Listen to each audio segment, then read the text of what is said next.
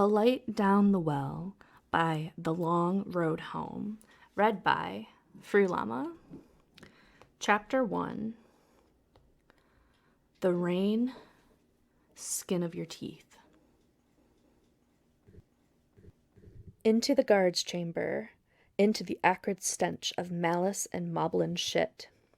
He looses his nocked arrow into the first moblin's eye, sticking a spear through the ankle tendons of the second, and surfing it into the ancient cobbles after its feet snap wetly. The men just behind him, a motley crew of Halayan farmers, Goron miners, Gerudo warriors, and Rito archers, swerve through the archway. The moblins are bludgeoned into the moth-eaten carpet with farming utensils. Zelda enters, taking stock of the location and its relation to the map on the Sheikah slate. Moblin Icker sprays her trousers. The raiders jeer, releasing years of torment on their oppressors. But Link doesn't linger. He's already in the connecting training room, pinning a Lizolfos to the cobwebbed brickwork with a spear through the shoulder. Zelda trots to catch up with him. So in theory, she signs aloud at him, angling the words so that he can read her out of his periphery. Since the blood moon cannot reoccur without Ganon, this is the only sweep we shall ever have to do. Link doesn't reply, stopping her from tripping before aiming over the rail to the training pit. His shock arrow connects to a metal shield and catches two moblins and a hidden Lazel in the electric current. We still have the docks and the lower east passage to clear, but hopefully Riju, Teba, and the auxiliaries will catch up before they miss out on all the, fun. The Gorons sweep down the stairs and squash moblin heads with their heavy stone greatswords. Yunobo watches his Goron brothers rip out their weapons, moblin bodies crashing over and throat matter spattering like vegetable pulp. He seems distantly horrified. Link doesn't really blame him. The map splits here. We can go towards the underground waterfall and my study, or we can go to the West Passage. Link takes the slate and points the section off to one side. Oh, well, the scouts say that the lockup is infested. Her hands are shaky as she speaks. She's not as good at this organized carnage as she pretends to be. He signs, I'll go clean it out now. You go clear the top of the tower. Have some of the Rito fly up through the outer entrance and get them from both sides. Make as much noise as you want. A distraction will make it easier for me. Zelda considers him worriedly. He shrugs. He doesn't want her to see more death today, but stubbornness is a trait they both share. I'm just doing my job, he says, gently. She gingerly agrees and splits her squad into teams. Link tethers Yunobo to Zelda's side so she's under his protective sphere. He collects the enemy's discarded weapons in his arms and hands out some to the farmers who have only turned up with brooms. He keeps the rusty leftovers for himself. Low adrenaline surges through his veins as he jogs through the exit. Hyrule Castle makes him sick.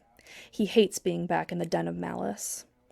Zelda doesn't know he nearly died on his last visit, and the idea of returning to the throne room, or the pit underneath, is abhorrent. He would rather clear 1,000 lockups, or have a wild night with a Lionel. He soaks up the rain on his way through the courtyard, down a sheer bank, and lands squarely in a puddle in front of the rear entrance. The monsters in the prison rattle inside like agitated bees. The far end of the lockup is likely sealed, and they hack at the metal grates, unable to get at his boisterous team. On this end, part of the tunnel has collapsed, reduced to a small crack framed by rubble and stone, but there's a hole in the roof above. It takes climbing over and landing in silt, one breath in the space, to know that something here is not normal.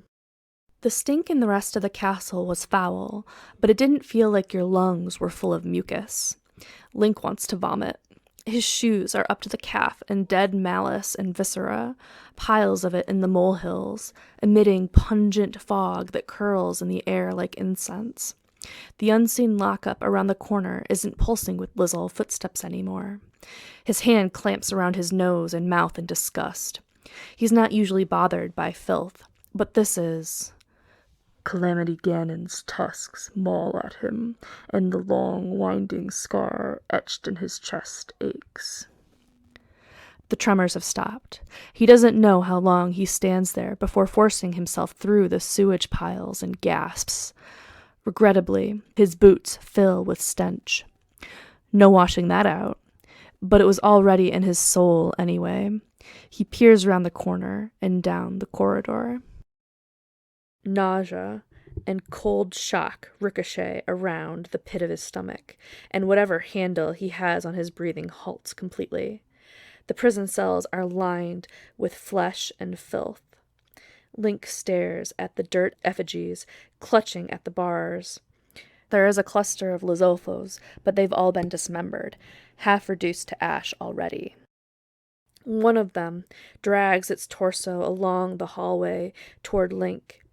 A dozen of them dissipate in front of the cells, and the imprisoned figures cough and wheeze as cinders clog their gullets.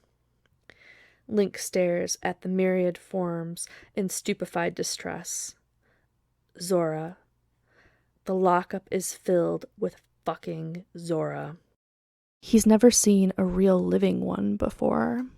They are caked in gunk. Half of them are missing fins, limbs, or tails, but Link can recognize their shape from the old books, from the memorials that have been held to their king and Hyrule's lost ones.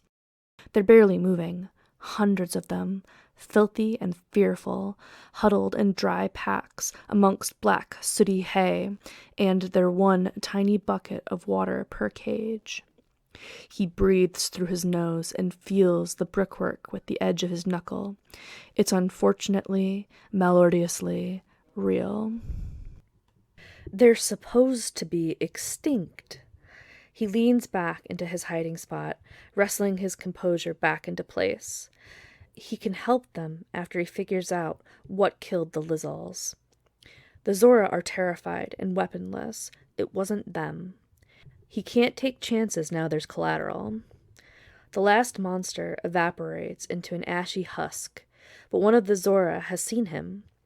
One about his height, scampering to the bars, shouting and gesturing wildly. She's small, gossamer thin, and Link can't tell what color she is beneath the grime, but she's speaking urgently in language he can't lip-read, and her hands are moving a mile a minute until she makes the sign for blight, and Link's eyes shoot wide. A rope tightens around his chest. The usual ring in his ears magnifies and stretches until it seems to vibrate at the edges of his vision. He makes the sign back to her, and she stops talking immediately, her hands scrambling faster. It's not quite sign language, but it must be close. He's catching wisps of what she's trying to say. Blight, hurt, malice, sickness. Other Zora are noticing that he's new here and isn't covered in shit. The cages press with bodies and the croak of abused vocal cords, all peering. Excitement is answered with the grind of metal on metal dragging across the bars. The Zora recede from the grill like they've been electrified, except for the small one that is still signing at him feverishly.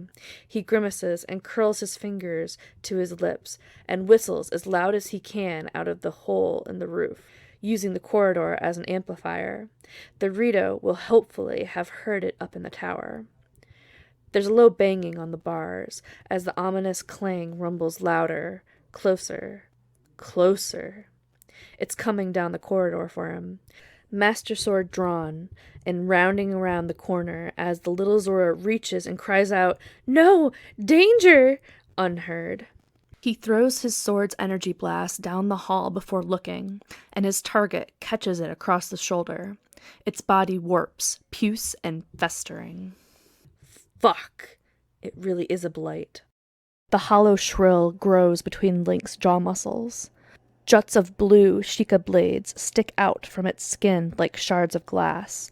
Its face looks caved in, the single glaring eye sunk under clumps of red fur. It screams and rears back. The glowing maul it was using to clank along the cages and intimidate the Zora is thrown wide. Link doesn't stop, hurling himself through the muck and slashing at it. The Zora squeeze the bars to spectate. The smell rears acidic in his nostrils. A chunk of hair and ichor splats across the floor, loosened from the blight's forearm. He drives it back, but it's quicker than him, phasing through the air faster than he can slog down the corridor after it. There's a low clamor from his men outside, looking for a way in. They've seen the blight through the main gate, but Link doesn't give it a chance to notice them in return. He barges it backwards with his shield and harries it to the right, shattering a piece of its glass armor. It recovers, reeling backwards fast away from the entrance and into a tucked-away arena, well beyond the reach of Link's blade. They both fall still. Something is beyond it, large and shrouded by the darkness, deep breaths shuddering in the murk. A Hinox. Double fuck. He kicks the gate lock mechanism into function, and Yunobo, Zelda, and the Gorons outside lift it with one easy heave. The Rito descend through the crack of the upper wall. Some immediately throw up upon taking in the stench. They do not land, staring in horror at the bodies behind the bars. Link constricts as he glances at Zelda's dark, racked expression. The Zorda are clamoring now, reaching for her, a familiar goddess-like figure in a rotten hellhole. Mercy. Link snatches her attention. Free them. Yunobo and I will take care of the blight. She nods, flying towards the cages and undoing every lock, rope, and forcibly bending bars with the Gorons when she can't otherwise open the cells. Link turns, Yunobo just behind him, and enters the arena. He's not exactly surprised when the blight's arm stretches, yards of thread-thin, dripping malice snapping into the gate above his head with a sloppy thwap, but he has to roll out of the way fast, and with a screech the gate locks in place. Link is stuck in the room. Yunobo is shielded, but on the other side. He's mouthing something in alarm, but Link knows not to take his eyes off the blight. He made that mistake before. Thuds and shrieks of past experience blare between his temples. Right on cue, the Hinox wakes in the darkness, roused by the commotion. He can only barely see the shadowed outlines hanging against the walls from the white sheen of the Master Sword, the craven hiss of the blight, and the pus-yellow glowing eye of the Hinox. He twists out of the way as the blight scores by him. The Hinox is behind, and he has to roll backwards between its legs as it swipes, righting himself barely fast enough to block a head hit from the blight. He dances sideways to avoid a barrage, but the Hinox is drawing in on him. He'll be trapped against the arena wall if he retreats further. He sidesteps the Hinox's closest leg, slipping a bomb arrow between its shin armor and its straightened knee. The blast knocks the blight sideways as Link dives for cover. There's a crater where the Hinox's calf used to be. Heat licks up his back, and pressure rings in his jaw. The hulking mass above him falls. Its hand seeks him out on the way down. It collapses, and the floor quakes. Limbs thrash in the air. Gnarled fingers catch his back and tear sideways across his spine. He's thrown across the dirt, head cracking against the wall. The blight is on him immediately, and Link tucks up behind his shield and stabs blindly until the wrench of his arm tells him that the blight's maul has missed his head. He scrapes, teetering forward, drives it back against the Hinox's remaining leg. The maul swipes over his scalp, overclocking and hitting the Hinox instead. Link shoulder barges his shield into the glassy chest of the blight until it sunk into the Hinox's foot like a sea anemone. Link cleaves two of the Hinox's fingers off as they bear down. His arm snags on the nail troughs the Hinox left in his back as he tries to drive the Master Sword between the Hinox's ribs before it can sit up. The blight is thrown free as the Hinox careens. Link tears deep, but the cut doesn't open the creature up properly. He's against the wall of the Hinox's flesh. Nails narrowly miss the hair on the back of his neck as he dives over the giant's shoulder. The Hinox sees Link next to its face too late, and there's a sword in its pupil, yellow gel exploding free, and Link's ears humming with its anguished wail. The Master Sword won't budge from her seat in the eyeball before the freshly freed blight is swiping at his elbow. Winded in surprise as the giant hand strikes over their bodies, tree-trunk-sized fingers closing around them both and crushing Link into the malice and glassy shards of the blight. His shield is crushed. He struggles to summon a bomb, haphazardly stuffing it into the Hinox's rearing gob with his one free hand and ducking behind the blight's head as he detonates it. Malice and blood spray across his face as the giant's body falls limp and disintegrates. Link and the blight are thrown free in a bloody bundle away from its grasp. There are puncture wounds that weep claret down his chest as the floor impact throws him clear of the blight as well.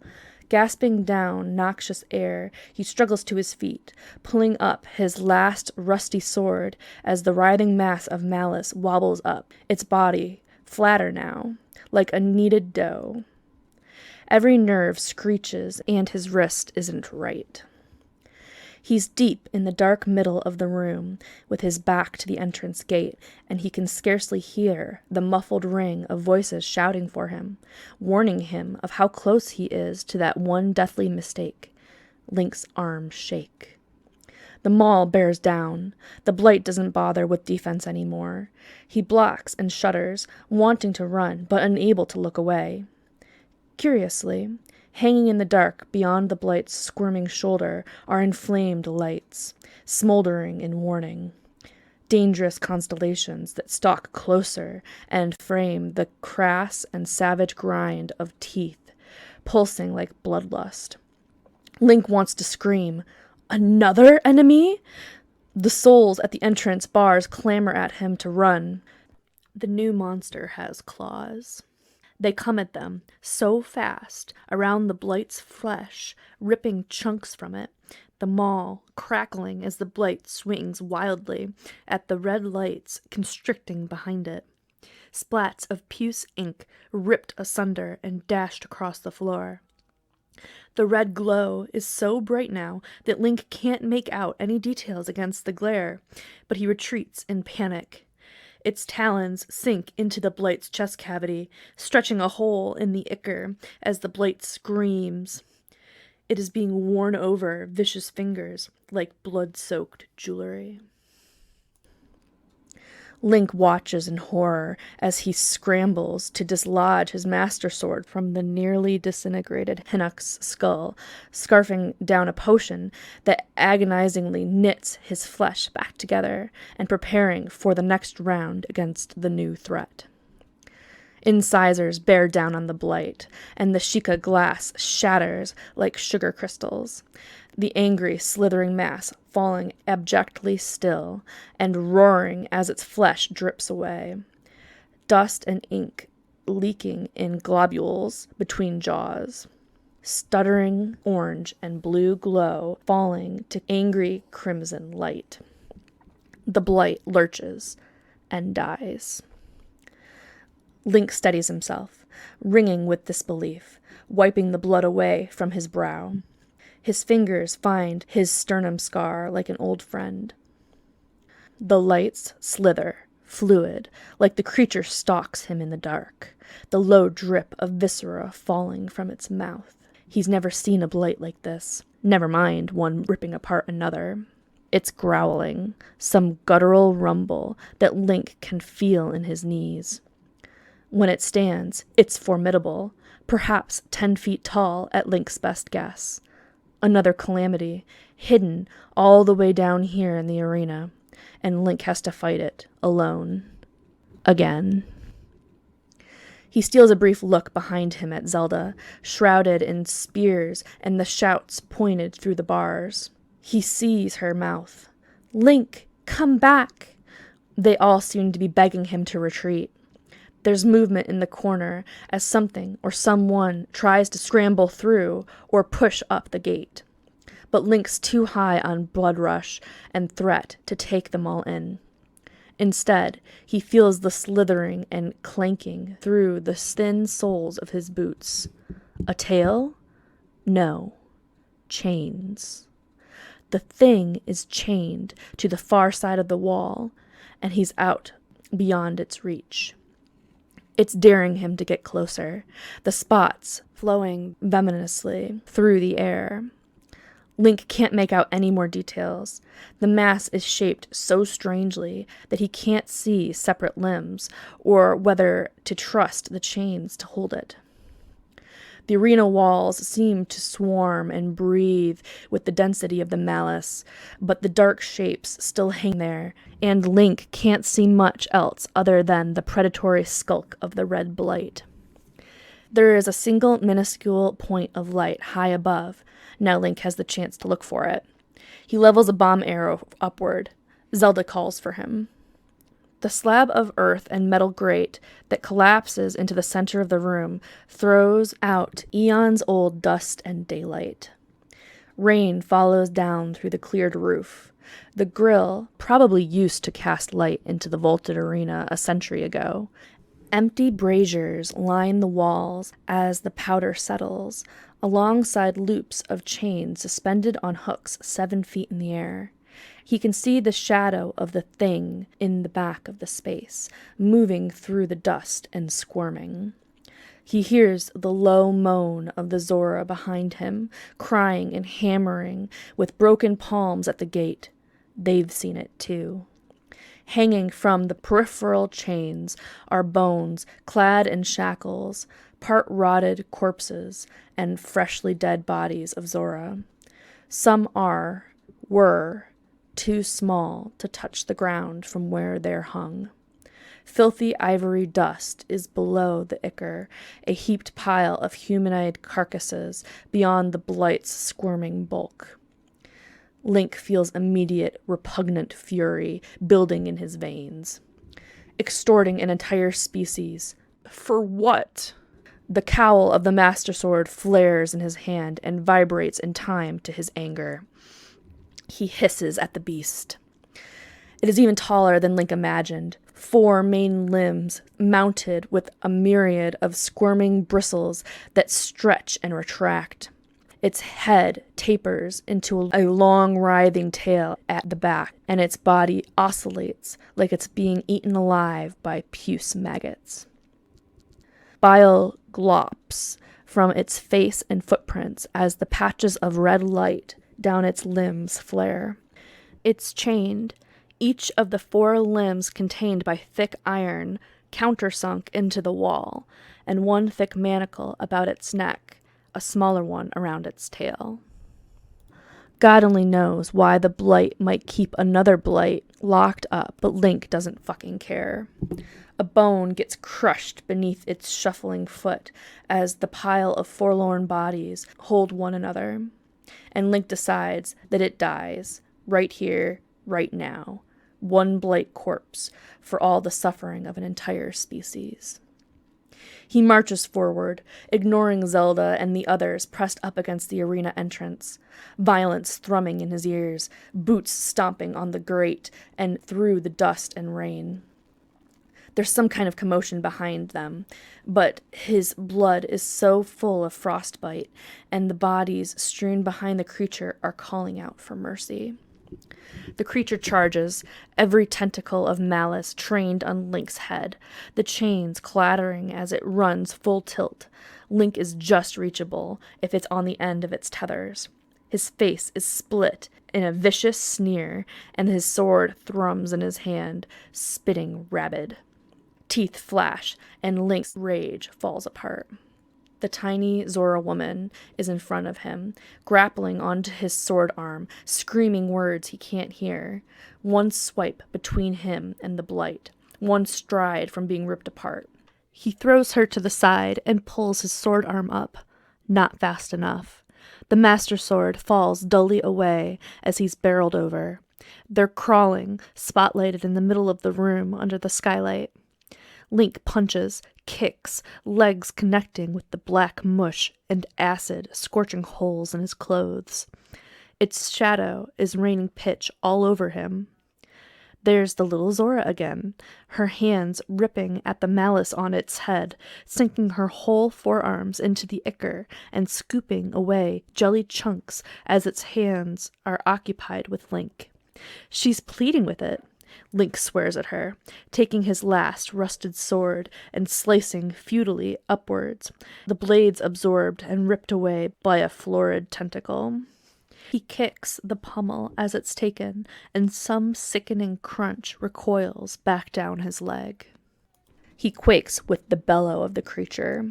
The little Zora is thrown off as it rears back, turning bared teeth on Link and diving. But its face has been scraped clean, and its body is hissing where the rain touches it. Malice-blind black marbles are snarled in dead-eyed fury, and Link immediately understands as his neck is enclosed between its jaws, his breath gurgling in realization. It's not a blight. It's a Zora.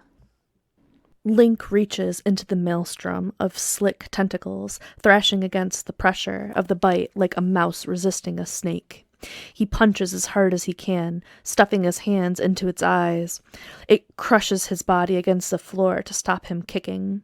His fist hammers against its brow, the maggots of malice swarming around his fingers and under his clothes, and coiling in his hair, and slithering in his mouth. He's choking on it, swiping as hard as he can, unable to breathe, against the jaws strangling him. It's in his lungs, and even the red dots screaming brightly across his vision begin to fade. The barbarian Zora forces his legs flat, tendrils wrapping around his ankles and stretching him out until the skin of his throat begins to tear. He flails harder, wrapping an arm around its neck and trying to shift it sideways. But there's something notched and cool in the infractuous squirm at the back of its neck, above its manacle, and Link hits out at it blindly. The Zora screeches so loudly he can feel it in his bones, and whatever it is dislodges with a suck of liquid friction. Limbs and tendrils whipping, stretching, coiling and dying off in blotches of sizzling, inky ichor until Link is drowned in it, and friendly hands are grappling at the teeth wrapped around his neck and pulling him free. He collapses out from under the creature into Yunobo's grasp, the punctures in his gullet gasping with him, and throws up everything until all he has left is bile and dry heave. His ears are ringing, and his pulse feels like a stampede between his temples. He can see Zelda wreathed in blurry worry, scrabbling at her bag for potions or anything that might help. He pushes off, grabbing the master sword as it glows, calmly waiting for him, and rounds on the malicious Zora. The little Zora is scrabbling at its sides, scooping the remaining worms of ichor off its body, crying hopelessly as the skin she uncovers is immediately sealed back over with flowing pitch. He stumbles into her and wrestles her around to look at him. She barely notices, and instead reaches for the huge corpse as the rain washes down her face. She's bright red under the filth, and Link shakes her once, hard. "Is he friend?" Link signs. She nods at him vehemently. "Brother! Brother!" she signs back. Zelda is at his shoulder, trying to urge him to lie down. Instead, he tugs her, close to choking on blood, until they're both knelt in slime and the master sword is against the creature's chest, and the little Zora is trying to push him away. He forces the anger and pain down through his broken wrist and into the blade. Zelda understands immediately, joining him, her palm glowing weakly. The sword's voice rings out clear and otherworldly. It's the only voice that is ever clear to him. And the bile atop the creature's skin skitters away from them, repelled as if washed with invisible water, dissipating to smoke. Rain strikes the red scale revealed underneath, and the thin film of malice left behind sizzles at the touch. The smell brings the darkness closer over Link's eyes. His brain sloshes in his skull. The creature under them roars, its bellow shaking Link's wrists as it bucks upwards. Zelda drags him backwards as the nausea overtakes him, the clacking of agitated chains thrumming in his brain as his air supply fails.